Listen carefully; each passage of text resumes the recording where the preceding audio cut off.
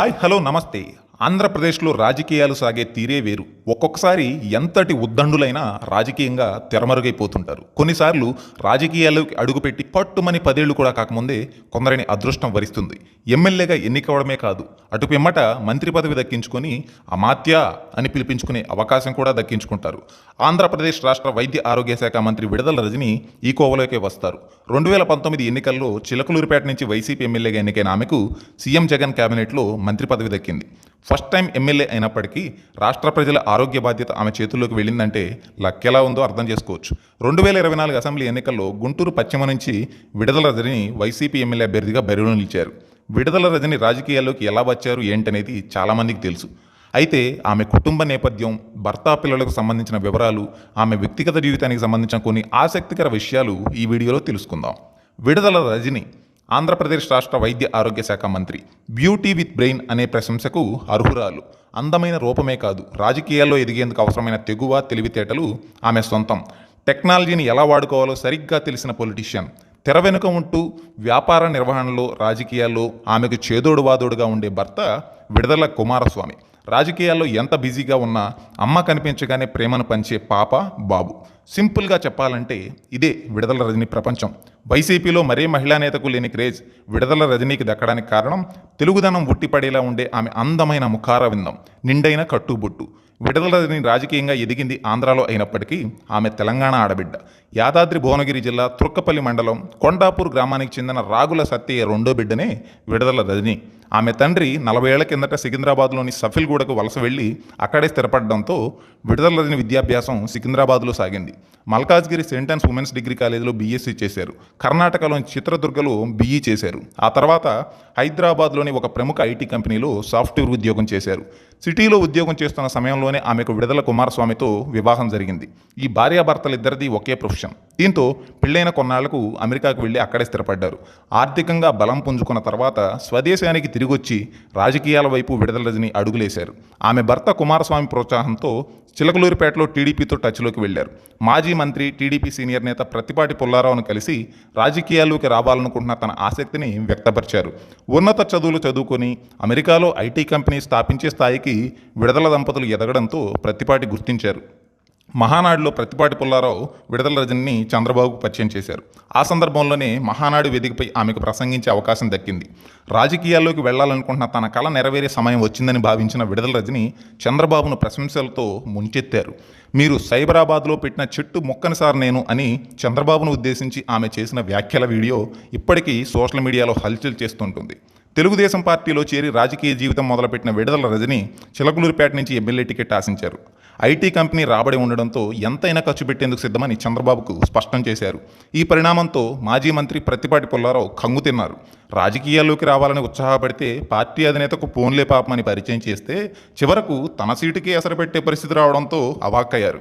Senior నేత అయిన ప్రత్తిపాటిని పక్కన పెట్టి టికెట్ ఇవ్వడం కుదరదని చంద్రబాబు విడదల రజని ఖరాఖండిగా చెప్పేశారు. దీంతో వైసీపీ అధినేత జగన్ను కలిసి ఆర్థికంగా నిలదొక్కున్న తాను ఖర్చు విషయంలో వెనకాడనని విడదల రజని స్పష్టంగా చెప్పారు. ఈ ఆఫర్ నచ్చి చిలకలూరిపేట సీటు విషయంలో వైసీపీ అధినేత జగన్ రజనికి గ్రీన్ సిగ్నల్ ఇచ్చేశారు. మర్రి రాజశేఖర్కు ఎమ్మెల్సీ మంత్రి పదవి హామీతో రజనిని ఇబ్బంది పెట్టకుండా జగన్ సర్దుబాటు చేశారు. అలా 2019 ఏపీ అసెంబ్లీ ఎన్నికల్లో చిలకలూరిపేట వైసీపీ ఎమ్మెల్యే అభ్యర్థిగా విడదల రజని ప్రత్తిపాటిపై పోటీ చేసి 8,301 ఓట్ల మెజారిటీతో గెలిచారు. వైసీపీ ఎమ్మెల్యేగా గెలిచి అసెంబ్లీకి వెళ్లిన విడదల రజనికి ఆది నుంచి విమర్శలు తప్పలేదు. చంద్రబాబు నాటిన చెట్టు మొక్క వైసీపీలో మంత్రి కావడం సంతోషంగా ఉందని టీడీపీ సభ్యులు ఆమెను గేలి చేశారు. ఆ విమర్శలకు కౌంటర్లు ఇస్తూ విడదల రజని ముందుకు సాగారు. తనకు మంత్రిగా అవకాశం కల్పించిన జగన్ను అసెంబ్లీలో ఆకాశానికి ఎత్తేశారు. జగన్ను పొగిడిన స్పీచ్ను, చంద్రబాబును పొగిడిన స్పీచ్ను మిక్స్ చేసి తెలుగుదేశం సోషల్ మీడియా వీడియోలు విడుదల చేసింది. తెలుగుదేశం అనుకూల మీడియా అప్పుడు ఇప్పుడు మహానటి అంటూ విడదల రజనిని ట్రోల్ చేసింది. రాజకీయాల్లో ఇలాంటి విమర్శల దాడులు సహజం, అందుకే ఆమె ఇవేవీ పట్టించుకోలేదు. ఇక విడదల రజని భర్త విషయానికి వస్తే ఆయనకు హైదరాబాద్ కేంద్రంగా 2 ఐటీ కంపెనీలు ఉన్నాయి. C360 సాఫ్ట్వేర్, ప్రాసెస్ వీవర్ కంపెనీలకు ఆయన సీఈఓగా ఉన్నారు. భార్య రాజకీయ రంగంలో బిజీగా ఉంటే భర్త బిజినెస్ చూసుకుంటూ బిజీగా ఉన్నారు. అడపాదడప విడదల రజనితో పాటు కొన్ని కార్యక్రమాల్లో ఆమె భర్త కుమారస్వామి కూడా పాల్పంచుకున్నారు. మంత్రిగా బాధ్యతలు స్వీకరించిన రోజు ఆమె ఛాంబర్లో విడదల రజని భర్త ఆమెను విష్ చేశారు. ఆ కుటుంబానికి శుభ సందర్భం కావడంతో ఆమె భర్త, పిల్లలు కూడా ఆ కార్యక్రమంలో భాగమయ్యారు. ఫుల్ టైం భార్యతో పాటు యాక్టివ్ పాలిటిక్స్లో లేకపోయినప్పటికీ కుమారస్వామి ఆమెకు మోరల్ సపోర్ట్ ఇస్తూ ముందుకు సాగుతున్నారు. చిలకలూరుపేటలో వీఆర్ ఫౌండేషన్ పేరుతో సామాజిక సేవా కార్యక్రమాలను ఈ భార్యాభర్తలు కొనసాగిస్తున్నారు.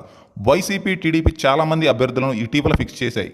కానీ విడదల రజనిని గుంటూరు పశ్చిమ నియోజకవర్గానికి కొన్ని నెలల క్రితమే పంపించేశారు. దాదాపు 5 నెలల క్రితం నుంచే ఆమె గుంటూరు పశ్చిమలో ఎన్నికల ప్రచారం మొదలుపెట్టేశారు. ఈ మధ్య మరింత జోరుగా ఆమె ప్రచారం సాగుతోంది.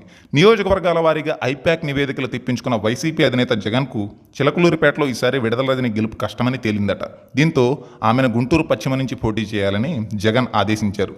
ఎక్కడి నుంచి అయితే ఏంటి, ఎమ్మెల్యే అవడం ముఖ్యమని భావించిన విడదల రజని గుంటూరులో హుటాహుటిన కార్యాలయం ప్రారంభించారు. స్థానికంగా ఉన్న ముఖ్య నేతలతో సంప్రదింపులు జరిపారు. రాజకీయంగా చురుగ్గా ముందుకెళ్తూ గుంటూరు పశ్చిమ నియోజకవర్గంలో వైసీపీ జెండా ఎగరేసేందుకు గట్టిగానే ట్రై చేస్తున్నారు. స్వతహాగా ఐటీ ఉద్యోగి కావడంతో టెక్నాలజీని సరైన రీతిలో వాడుకుంటూ సాఫ్ట్వేర్ ప్రొఫెషనల్ అనిపించుకున్నారు.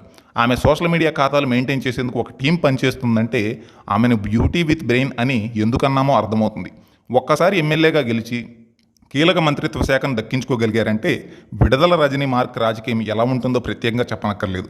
ప్రస్తుతం ఆమె పోటీ చేస్తున్న గుంటూరు పశ్చిమ నియోజకవర్గం నుంచి తెలుగుదేశం కూడా మహిళా అభ్యర్థినే బరిలో నిలిపింది. టీడీపీ అభ్యర్థిగా పిడుగురాళ్ల మాధవి విడదల రజనిపై పోటీలో నిలిచారు. ఈ ఇద్దరికి గుంటూరు పశ్చిమ కొత్త నియోజకవర్గమే. ఇద్దరూ ప్రచారంలో దూసుకుపోతున్నారు. కాకపోతే పోటీ చేసే స్థానంపై విడదల రజని కొన్ని నెలల క్రితమే స్పష్టత ఇవ్వడంతో మాధవితో పోల్చితే ప్రచారంలో ముందంజలో ఉన్నారు. అయితే గత ఎన్నికల్లో ఇది తెలుగుదేశం నెగ్గిన సీటు కావడంతో ఈసారి కూడా టీడీపీ జెండానే ఎగరేస్తామని మాధవి బల్లగుద్ది మరీ చెప్తున్నారు. దీంతో ఈ ఇద్దరిలో నెగ్గేదెవరో అనే ఆసక్తి స్థానికంగా నెలకొంది.